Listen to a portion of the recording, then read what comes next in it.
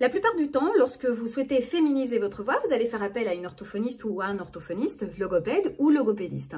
Effectivement, en France, en Belgique, en Suisse, il y a ce qu'on appelle le remboursement, l'ALD, et vous allez avoir tendance donc à vous tourner vers un spécialiste de la voix pour réaliser cet entraînement vocal, ou alors ce traitement vocal, puisqu'effectivement, dans la plupart des cas, on parle donc de traitement paramédical, logopédique, orthophonique ou logopédiste.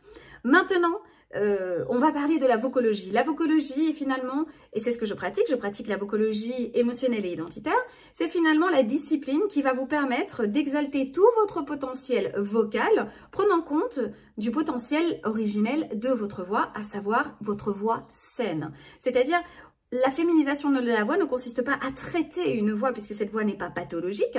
La féminisation de la voix consiste à aller chercher en vous cette essence féminine et la faire ressortir lorsque vous vous exprimez, lorsque vous communiquez avec d'autres personnes, lorsque vous parlez, etc., etc. Donc, il est important de comprendre la différence entre les deux secteurs, on va dire un secteur plus paramédical, donc lié à l'orthophonie, la logopédie, etc.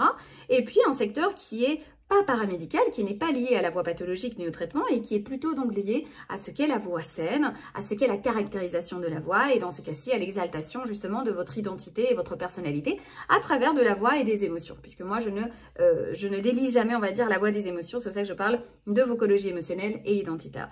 Donc effectivement, est-ce que vous pouvez aller voir un orthophoniste, une orthophoniste, logopède, etc. pour féminiser votre voix?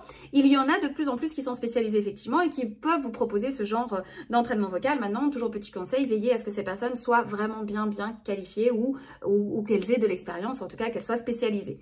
Maintenant, la vocologie émotionnelle et identitaire, elle va devenir donc de plus en plus connue puisqu'effectivement ici on parle vraiment d'une spécialisation pour ce qui est donc féminisation, masculinisation, harmonisation aussi de la voix non binaire et aussi bien sûr toutes les voix qui sont saines et qui n'ont juste finalement besoin que d'être chouchoutées et surtout d'être menées dans un terrain de confiance pour pouvoir briller d'elles-mêmes et bien sûr sans penser au fait qu'elles soient par exemple pathologiques ou quelque chose de mal leur arrive. Pensez que ce n'est pas parce que vous avez envie de féminiser votre voix que la voix actuelle que vous avez est une voix qui est mauvaise, pas bien, ou alors qu'elle est malade ou qu'il faut effectivement la soigner.